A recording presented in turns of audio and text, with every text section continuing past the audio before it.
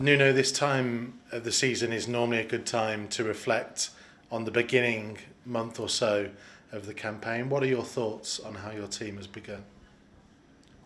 We are pleased, but it's not the moment of reflection. The moment of reflection will be after tomorrow on the Sunday. Then we have the international break. This is a good moment of reflection. But even though we have a moment of reflection, everything has been planned before. We know exactly the way we're going to work on Monday and so on. So it's just keep growing, keep getting better, even though there's no competition. Is it important to get a break at some point, mentally as much as physically, for you and the players? What you have to know is that once you have the calendar, you always have the possibility to anticipate and plan before. So we did it. Depending on which result you have, this is what is going to be the approach that you're gonna need. But it's planned. You're not gonna change. There are important moments in the competition that we have international breaks, is to increase some load of training sessions for those players that doesn't have so many minutes. So once you get back and you return to competition, try to have the squad on the same level, physically, technically, tactically, for your game. It's been an eventful start, an eventful last week as well. Have you learnt a lot about the players, especially in the last 7 days?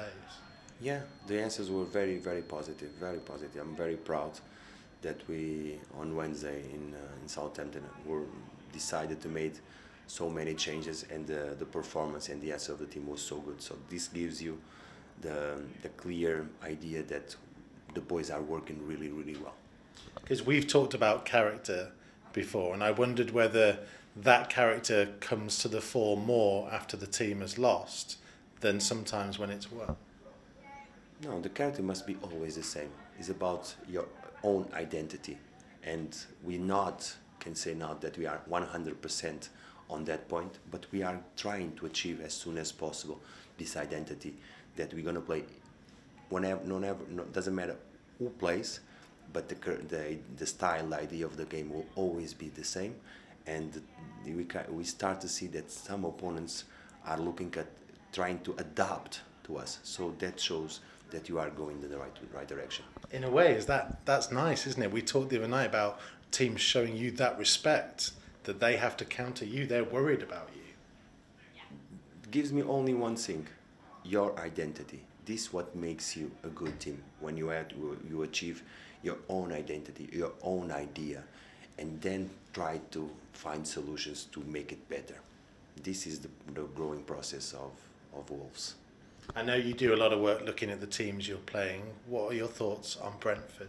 Good team, very good team. I think the table doesn't show exactly the results that have been made.